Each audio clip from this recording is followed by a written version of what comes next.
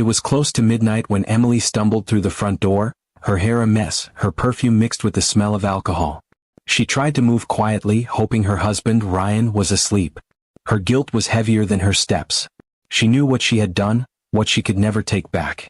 The dim light from the living room made her freeze for a moment. The house was silent. She threw her bag on the couch, took off her heels, and dragged herself upstairs, falling into bed beside her sleeping husband without a word. Ryan didn't move. He had already been awake, pretending to sleep. He could smell the alcohol, the unfamiliar cologne that clung to her clothes. He had been up the entire night waiting, his mind running through the possible truths. When she slipped under the blanket, he felt a wave of disgust and heartbreak. He wanted to scream, to confront her, but he didn't. He just lay there quietly, planning what to do next. Morning came slowly. Emily woke up with a pounding headache. She turned and noticed Ryan wasn't beside her. For a second, she assumed he had gone to work early, but when she looked around, she noticed something strange. The room looked almost empty. Some of Ryan's clothes were gone, his laptop missing, and a note sat on the nightstand. Her hands trembled as she reached for it. It wasn't a letter, it was an envelope. Inside were printed pictures.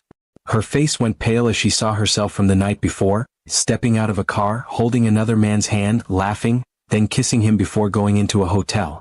Every memory from the previous night came crashing back, blurry but undeniable. She couldn't breathe. At the bottom of the envelope was a small card that said, "I hope it was worth losing everything." Tears streamed down her face as she called his name, but the house stayed silent. She ran downstairs, shouting for him, but only her echo answered back. The wedding photo that once hung in the living room was gone, leaving only a mark on the wall. The reality hit her, he knew. He had seen everything. Meanwhile, Ryan was at his brother's place across town. He had followed her the night before after noticing she was dressed differently for what she called a girls' dinner. He parked outside the hotel and watched her go in with another man. His hands shook as he took the pictures from his phone, each one stabbing deeper than the last. That night, while she was out, he packed a few things, printed the photos, and left the note she would find in the morning. Emily sat on the floor for hours, replaying everything in her head. Regret consumed her. The affair wasn't even something she cared about. It had been a foolish, drunken mistake after an argument. But she knew Ryan. He wasn't the type to forgive betrayal. He had always been patient, loving, and loyal. She had destroyed that. Over the next few days she tried calling him, texting him, even visiting his family, but he refused to see her. He had already filed for separation. She begged for a chance to explain, but he didn't want to hear it. "You chose someone else," he said in a calm, broken voice over the phone. "Now you can live with that choice." Ryan didn't want revenge through anger. He wanted her to live with the emptiness she had created. He canceled her access to their joint accounts, moved into a new apartment, and made sure she could see how easily he was rebuilding his life without her. Weeks passed and Emily's life fell apart. Her job performance dropped, her friends drifted away, and guilt ate her alive. She found herself staring at old photos of them together, remembering how happy they had once been. Every laugh, every trip, every shared dream, it all felt like a cruel memory now.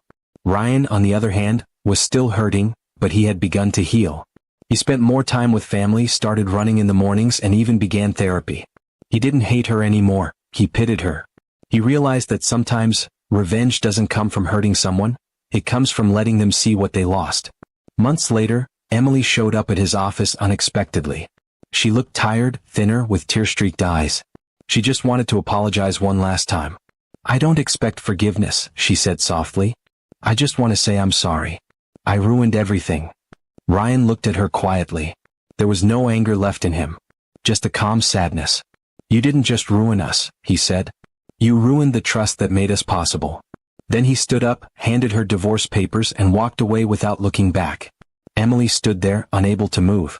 She had imagined he might soften, maybe remember their love, but he was already gone in every way that mattered. She finally understood that betrayal doesn't just destroy relationships. It kills the part of you that someone once believed in. As she left the building, clutching the papers to her chest, she knew she'd carry that regret for the rest of her life. Ryan didn't need to punish her. Her own conscience had become her worst enemy. Ryan went home that evening and looked out from his apartment balcony. For the first time in months he felt peace.